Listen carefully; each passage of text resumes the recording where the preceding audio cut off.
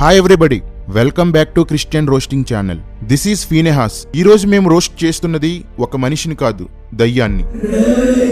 Sorry, cool. ఈరోజు మనం roast చేయబోయేది మనిషి కాదు, దయ్యం కాదు, దయ్యం పట్టిన మనిషిని. ఈ వీడియో కేవలం ఎంటర్టైన్మెంట్ కోసమే చేశాం. నిజం భయ్యా, ఎవరిని హర్ట్ చేయాలని అస్సలు కాదు. ఏదో నలుగురిని తిడితే దానివల్ల ఏదో చిల్లర వేస్తారు యూట్యూబ్ వాళ్ళు. ఆ చిల్లర మీద బతుకుని చిన్నగా దొల్లించుకుంటూ ఉంటారు అన్నమాట. బ్రతుకు తెరుగు కోసం చేస్తున్నాం భయ్యా. స్ట్రైకులు వేసి మా కడుపు కొట్టకండి. ఈ రోజు మనం రోస్ట్ చేయబోతున్న దయ్యం పేరు యెజబెలు. ఈవిడెప్పుడో చచ్చిపోయింది అనుకుంటున్నారా? No way. ఏలియా ప్రవక్తగా ఉన్న కాలంలో ఒక స్త్రీలో పనిచేసిన ఈ యెజబెల్ దయ్యం ఆవిడ చనిపోయాక చాలా సంవత్సరాలు దేవుని ప్రజల జోలికి రాలేదు. కానీ సంఘం స్థాపించబడిన తర్వాత నెమ్మదిగా కొంతమంది విశ్వాసుల్లోకి వచ్చింది. ఆ తర్వాత కొందరు సేవకుల్లోనికి, కొందరు సేవకురాళ్లలోనికి వచ్చింది. అందుకే ప్రకటన 2:20లో యెజబెలు అనే దయ్యాన్ని సంఘంలో ఉండనిచ్చారు అని రాయబడింది. నువ్వు కంటిన్యూ చేయక్క. తగుమాత్రపు వస్త్రముల చేతనే గాని ముత్యములతో అయినను మిగిలిన వెలగల వస్త్రములతోనైనను. చూసారా, ఇక్కడ మిక్కిలి వెలగల వస్త్రాలు అని చదివితే కట్ చేసి వస్త్రాలు అంటుంది. వస్త్రాలు ఎంత కాస్ట్లీ అనేది ముఖ్యం కాదు, కానీ ఎంత నీట్ గా మనం కవర్డ్ గా ఉంటున్నాము అనేది ముఖ్యం. చూసారా, ఎంత కాస్ట్ అయినా పర్లేదు అంటుంది. కొంతమంది చూడండి, ఒక వస్త్రమే 50,000 రూపాయల వస్త్రం అంటే డబ్బులు ఉన్నాయి కదా. చూడండి, ఒక చీర 50,000 అయితే అది కాస్ట్లీ అంట. నిజమేలే, మీ ఆయన మెసేజ్కి వెళ్తే 30,000, నెలకి కానుకలేమో 20 లక్షల పైనే. మీ దృష్టికి 10,000, 20,000 చీరలంటే ఆర్డినరీయేలే అంటే డబ్బులు ఉన్నాయి కదా. వీళ్ళకి వాక్యం ఇష్టం లేదు. ఎందుకంటే మేడం గారు కట్టిన చీర కట్టరు. ఏ చీర కట్టినా 5,000 నుండి 15,000 మధ్యలో ఉండాలి. జాకెట్ 3,000 నుండి 5,000 ఉండాలి. అంటే డబ్బులు ఉన్నాయి కదా. పైకి మాత్రం తగ్గింపగలవార్లా ఎన్ని యాక్టింగ్లు. మనలను చూడగానే, దేవుని బిడ్డలను చూడగానే ఇతరులు మనలోని దీనత్వాన్ని వారు గమనించేటట్లుగా దీన మనస్సును మనము కలిగి ఉండాలి. యేసయ్య దీవెనను పొందాలన్నా, యేసయ్య దర్శనం చేసుకోవాలన్నా దానికి ఏకైక మార్గము దీనత్వం. అబ్బో, వంటికి అలంకరణ ఉండదు, కానీ వస్త్రాలకు మాత్రం కావాలి. వెసిలి అన్న డిమాండ్ చేశారు కాబట్టి బంగారం తీసావు, కానీ మనసులో కోరిక తీయలేదు. ఇలా కానిచ్చేస్తున్నావు.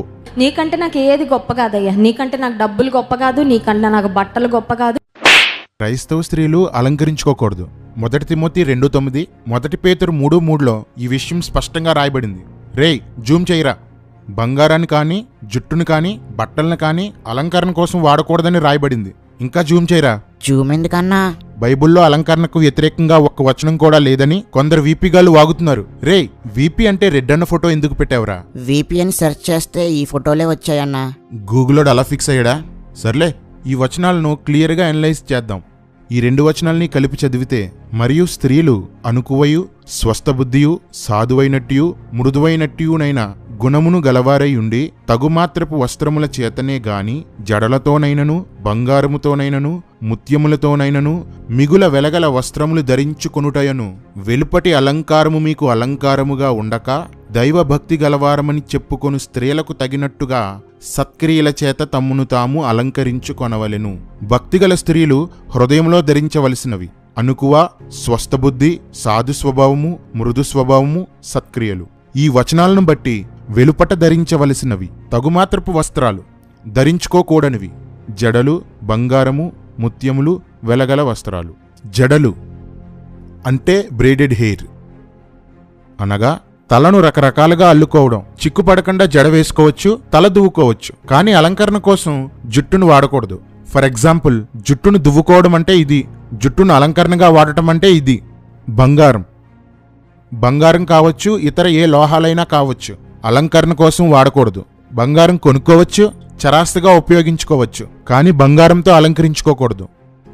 ముత్యాలు, ఏ విధమైన పెరల్స్ గాని, స్టోన్స్ గాని అలంకరణ కోసం వాడకూడదు. వెలుపటి అలంకరణ, శరీరాన్ని ఏ విధంగానూ అలంకరించుకోకూడదు. అంటే గోరింటాకు, పారాని, గోళ్ళరంగు, బొట్టు, గాజులు, eyebrow shaping, tattoos, makeup, lipsticks ఇలాంటివి ధరించకూడదు, వేసుకోకూడదు. ఎందుకు వేసుకోకూడదని మీరు అడిగితే నా ఆన్సర్, వెలుపటి అలంకరణ మీకు అలంకరణగా ఉండకూడదు అని రాయబడింది కాబట్టి. ఎందుకు వేసుకోవాలి అని నేనడిగితే మీ ఆన్సర్ ఏంటి? వాటి వలన ఉపయోగం ఏంటి అని అడిగితే ఏం చెప్తారు? మనకున్న వ్యర్థమైన ఆశలన్నీ నెరవేర్చుకోవడానికి, ఇతరుల మెప్పు పొందుకోవడానికి, మన గొప్పలు చూపుకోవడానికి, ఇతరులని ఆకర్షించడానికి.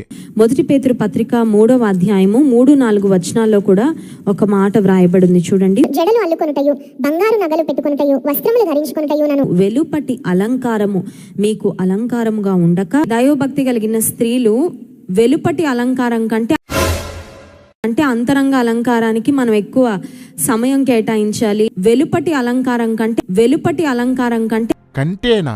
ఆ పదముందా? ఈ వచనంలో అసలు ఆ అర్థముందా? సో మందిరానికి వచ్చేటప్పుడు ఏం వేసుకోవాలి? Like more than the ear rings, chain, bracelet, గాజులు ఇవన్నీ కాకుండా ఇవన్నీ ఓకే. అవన్నీ ఓకేనా? మరి నువ్వెందుకు పెట్టుకోలేదు? మీ ఆడపడుచు ఎందుకు పెట్టుకోలేదు? మీ అత్తగారు ఎందుకు పెట్టుకోలేదు? మీ తోటికోడలు ఎందుకు పెట్టుకోలేదు? ఎందుకంటే అలంకరణ తప్పని మీకు తెలుసు కాబట్టి.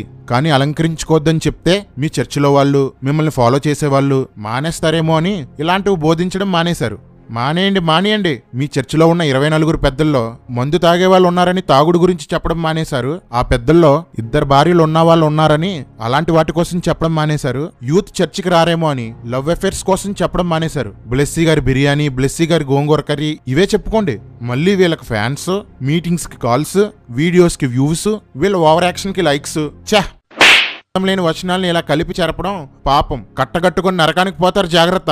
ఇయర్ రింగ్స్, చైన్, బ్రేస్లెట్, గాజులు ఇవన్నీ కాకుండా ఇవన్నీ ఓకే. బట్ దేవుడు అవేం చూడడు కాబట్టి దేవుడు ఇవేమీ చూడని వాడు నిర్గమకాండం 33:5లో ఇలా ఎందుకు చెప్పాడు? యెషయా గ్రంథం 3వ అధ్యాయం 16 నుండి 26 వరకు ఇలా ఎందుకు చెప్పాడు?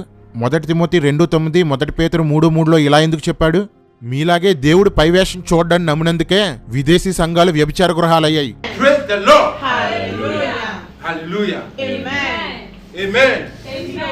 వీళ్ళని చూడండి, నరునివేషం దేవుడు చూడడు కదా, తప్పేముంది? ఎలా ఉన్నా తప్పులేదు. బ్లెస్సీ వెస్లీ, ఈమె గురించి పరిచయం చేయనక్కర్లేదు. అద్భుతమైన యాక్టర్. పబ్లిసిటీ అంటే ప్రాణం. విశ్వాసుల డబ్బులతో సరదాగా దేశాలు తిరగడం అంటే ఇష్టం. అంటే మరి ఫ్యామిలీ అంతా అంతే అనుకో.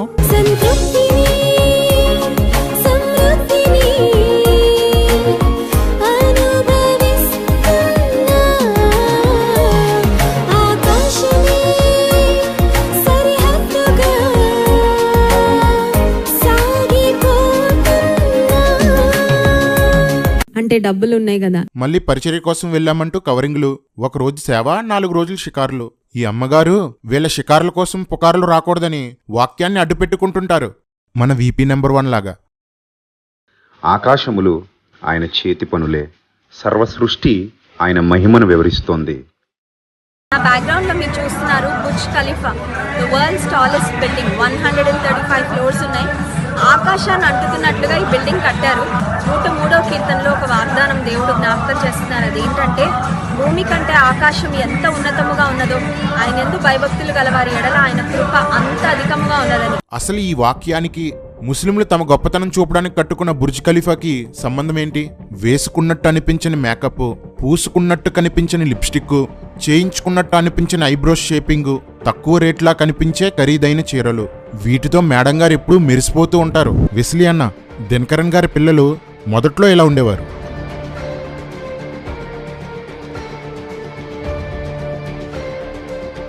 ఇప్పుడు ఎలా తయారయ్యారు. మీ పిల్లలు ఇప్పుడే ఎలా ఉన్నారు. ఇక ఎదిగాక ఎలా తయారవుతారో జాగ్రత్త. మరి ప్రతి చిన్నదాన్ని వీడియోలు తీయించి మీడియాలో పెట్టించి ఇప్పటి నుండి పాపులర్ చేయడానికి ఎన్ని పాటలో. అన్నా, మరీ దారుణంగా రోస్ట్ చేసావు, జాలేస్తుందన్నా. నాకు కూడా జాలేస్తుందిరా. వీళ్ళ మీద కాదు, వీళ్ళ వలన పాడైపోతున్న సేవకురాళ్లపైన, యవనస్తులపైన. ఇంత గొప్ప వాళ్లే చేస్తున్నప్పుడు మనం చేస్తే తప్పేంటని ప్రతి సంఘంలోనూ ఇలాంటి వాళ్ళు తయారవుతున్నారు. ప్రతి సేవకుని కుటుంబంలోనూ ఇలాంటి వాళ్ళు తయారవుతున్నారు. దీన్ని ఇప్పుడు ఆపకపోతే చాలా దూరం వెళ్తుంది, చాలా నాశనం జరుగుతుంది, ఆత్మల రక్షణ ఆగిపోతుంది విదేశాల్లాగా.